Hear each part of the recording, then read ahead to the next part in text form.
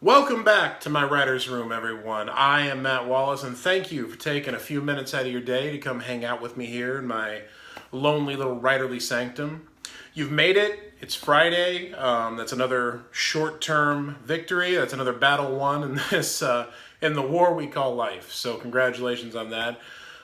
Me not being naked on the vlog today is brought to you by our t-shirt of the day, which is my awesome Frankensteiner t-shirt, which is, I think, really pops, doesn't it?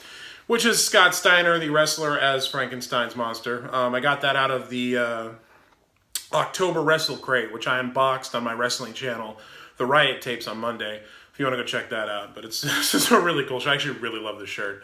It's very me, and if you know who Scott Steiner is, it's actually really funny. Anyway, I know I was going to do the rest of the Office tour today, but a lot of shit has happened this week, and there's a lot on my mind. So I'm going to do the rest of the Office tour next week. And I wanted to end this week with a question. I ended last week, our first week of the vlog. This is the end of our second week of the vlog, so thank you for that too. Thank you to everybody who's been spreading the word and leaving comments and subscribing, and it really means a lot to me. This is a big deal for me, this new project I'm doing, this new daily vlog, so thank you for supporting that. End of our second week. I haven't faded out yet, so we're still going. But I ended last week with a question. I'm going to end this week with a question. And then I'm going to rant a little, so won't that be fun? But the question is, why am I doomed to choose professions that have a monopoly problem? And I'm not talking about Monopoly the game. I love Monopoly the game. I'm talking about the fact that every industry I seem to choose to work in has a problem with individuals and corporations monopolizing that industry and treating the people who manufacture the main product of that industry like flushable handy wipes, basically. I used to be a professional wrestler, and I turned pro at the absolute worst possible time in that industry. It was right at the end of the 90s when WCW closed and after ECW closed, and TNA was years from being on Spike TV, and WWE was once again the only major wrestling company in America, because Vince McMahon, the owner of WWE, had in the 80s monopolized the wrestling industry, and because nobody knew really how the industry worked or gave a shit about it, there was no antitrust Senate hearing convened on it. He wasn't hauled in front of anyone like Bill Gates, even though he in fact did monopolize an entire industry, which is why to this day, I tend to have a lot of problems with the WWE and Vince McMahon, because I can't let that shit go. But everybody else, and that's that thing of everything is founded on atrocity in one way or another. America is founded on atrocity, and we all just have to kind of forget that didn't happen, because there's nothing we can do about it. We're here, and these are the circumstances we live under, so we just kind of rationalize it and move on. And that's what everybody's done with the WWE. They've just rationalized what happened and moved on. But I came into that industry at the worst possible time, retired 5 or 6 years later, because it was pointless. Even though now as we're seeing a resurgence of non-WWE companies, and they're not the alternative anymore, because monopolies can't sustain is the other thing. But we'll get to that. So that happened to that industry. I retired. Then I became a writer. I became a writer just as all of the big online markets were really starting to get going, and then later exploded. And I found out that writing has a giant monopoly problem too. So I just went from basically one monopoly to a more respectable veneer having monopoly. And what really brought all this to the surface this week was a couple of things. Yesterday, everybody was talking about, if you haven't heard, the writers for DNA Info and Gothamist, which are were two huge online news services that covered community news and communities in Chicago and New York, and did a bunch of other really important independent-style journalism. They were shut down yesterday because a week ago, the writers of both of those outfits chose to unionize. So Joe Ricketts, the billionaire, said, "Fuck you, I'm going to close everything down, and I'm going to delete all your archives. I'm going to delete all your work." And it was just and I laugh because otherwise you would cry. It's such an unnecessarily cruel and punitive action that Ricketts took that I can't even wrap my head around it. And the worst part, one of the worst parts yesterday was to see everybody, not everybody, but a lot of people online actually defending Ricketts and what he did. When it's indefensible. The way he did it and what he did was indefensible. But people just defending him almost as if he's a good guy, because we just seem trained, such a huge segment of the population, to worship wealth and the wealthy and idolize them. And we just assume that if someone has wealth, they obviously deserve it and have earned it, and any action they take is a perfectly measured and reasonable one within, the capitalist system. When that's complete bullshit. It's like assuming that everyone who is poor deserves to be poor. Anytime you generalize, you're wrong, basically. But it's just, that's not even my main point, but that was just that's a bananas thing to watch. I don't want to say crazy, but it was a bananas thing to watch. People actually defending that piece of shit. And so he just wiped out all their work, fired everyone. Classic union busting. Happens all the time. Will continue to happen. That's what happens anytime writers, any freelance creators, anyone in most any industry chooses to try to better their working conditions. And writers in particular, freelance writers, whether it's journalists, whether it's fiction writers, which I'm going to get to in a second, all writers have a particularly shitty time. And I know other freelance creators also do, but I don't feel qualified to speak for any other type of creators. That's why I focus on writers. I'm a writer. I know the industry. I only feel qualified to speak to that. But this is a problem shared by many types of creators and many types of people. But I'm just talking about writers because that's what I am. And part of that's self-interest, but it really is because I just don't feel qualified to speak for anybody else. Writers have a particularly tough time because our profession has been so devalued that it's hard to ever get paid anything for our work. And it's very commonplace, especially in the online marketplace, to not pay the writers who do the bulk of that work anyway, whether it's the Huffington Post, whether it's BuzzFeed. Any of these huge outfits have always had a huge problem with utilizing content created by people that they don't compensate, because content has to be 24/7 now. That's the problem with the internet model in particular. The content has to be constant. You have to constantly be putting out stuff. It's the days are gone when you could do once or twice weekly or even once a day at a certain time and get away with it. If you're going to be competitive now, it has to be every hour, on the hour, 24 hours a day. And to fill that level of content, it takes an enormous amount of effort and energy and staff and people to do it. And the reason that Huffington Post and outfits like these make so much money is because they just become huge aggregators for content made by people that they don't fucking pay. Though some of them will keep a few staff writers on hand and pay them a full-time salary just so they can say, yes, we do pay writers, when the staff that they're using couldn't fill, 1/100th of a day of the content they actually put out. Most of it is bloggers and writers who think they're going to get exposure or just happy to get validation by seeing their work on a website, just giving the shit away for free. It's a huge problem.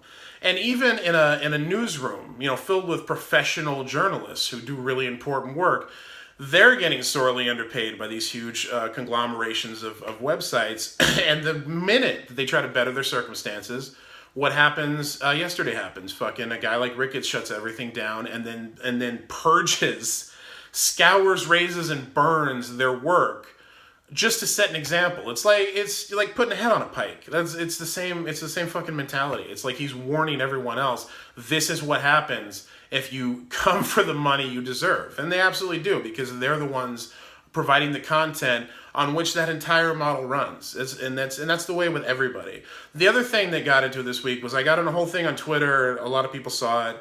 And I talked about it on the Ditch Diggers podcast yesterday. That episode isn't out yet, but we recorded yesterday. I talked about it. I'm going to talk about it here.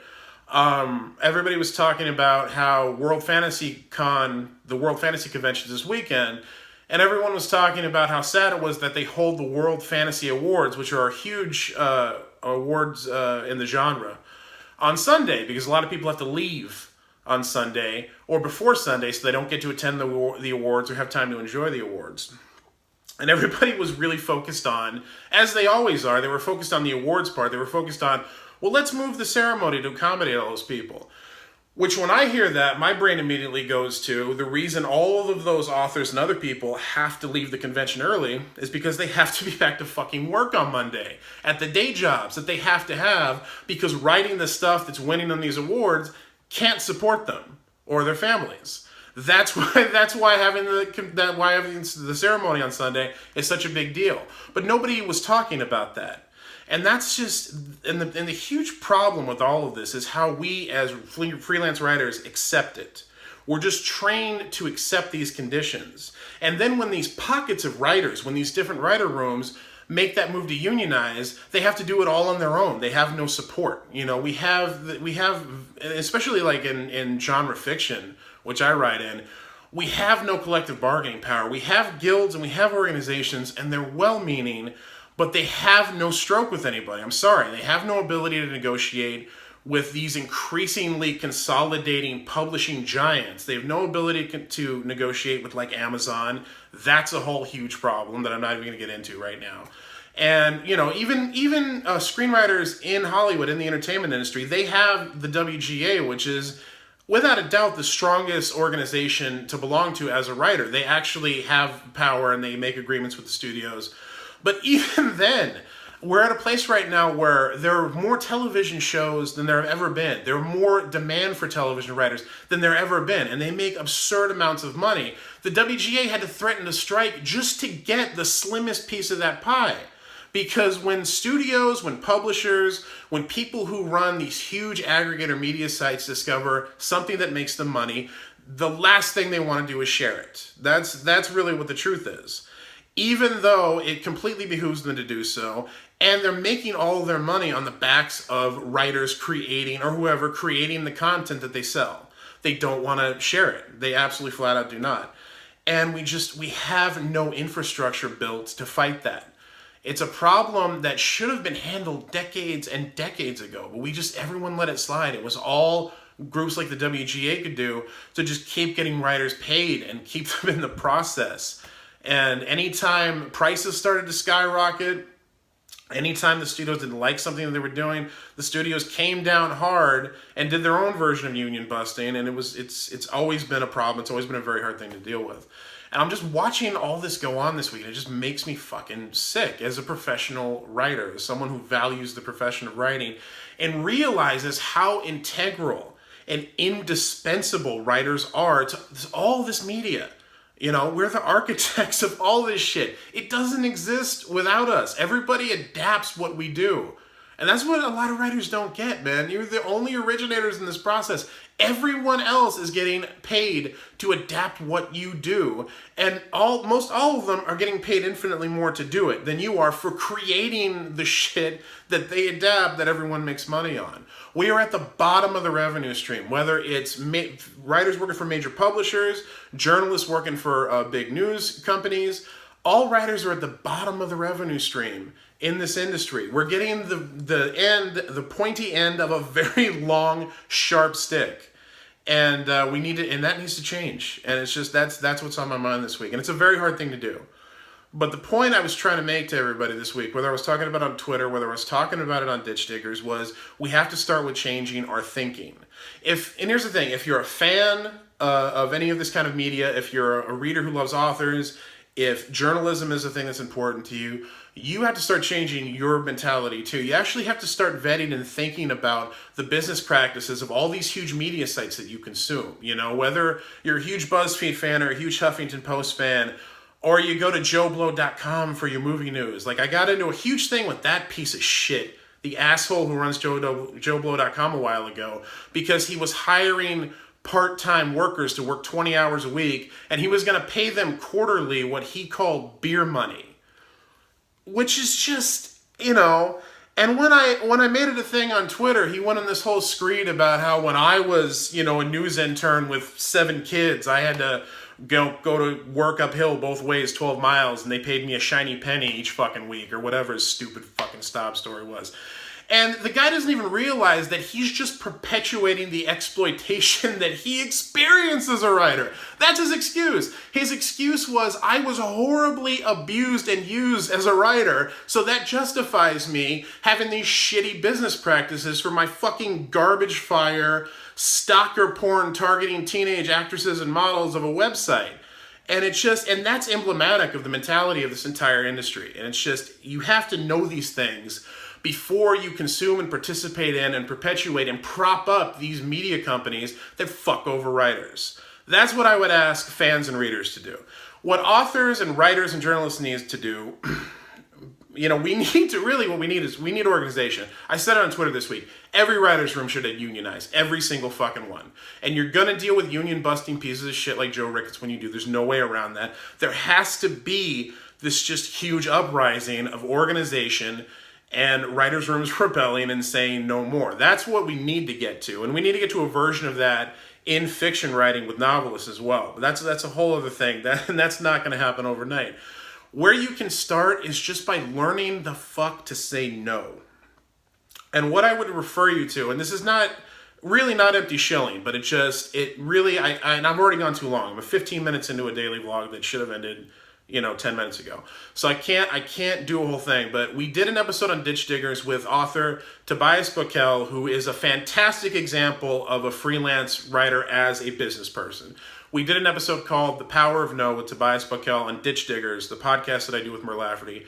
I would recommend checking that out to learn more about what I mean when I say learn to say no, because that lays the foundation. If every writer learned to do that, this problem would be extinguished within a miraculously short period of time, scabs notwithstanding. Well, if every writer did it, there wouldn't be scabs. That's the point. But just seriously, fans and readers, learn to vet the media you're consuming. Learn how they treat their writers, and if they treat them shittily, don't consume that media. There are always alternatives. Support indie writers who do their own thing. Support places that treat writers with respect. There are markets out there who treat writers fairly. Writers, learn to say no. And let's start working towards organizing and unionizing and just ending this bullshit, because it has to end. This is just, the conditions are abysmal. Whether it's the fact that more books are being bought than ever and writers are still fucking broke, or whether it's journalists trying to unionize to get just a basic fair wage and some billionaire just pissing fire all over them as retribution for it. This has to stop. It is a toxic, broken system, and I'm just fucking sick of it. And that's what's on my mind as we round out the week here. So I apologize for the extended rant. I know this was a really long one. If you tuned out a while ago, I don't blame you. This only applies to a very specific group of people. But if you care about that group of people, I hope you listened and took something from it. I'll be back at you Monday. Please like, share, comment, subscribe. Let me know in the comments what you thought of the video and how I'm doing with the new vlog here.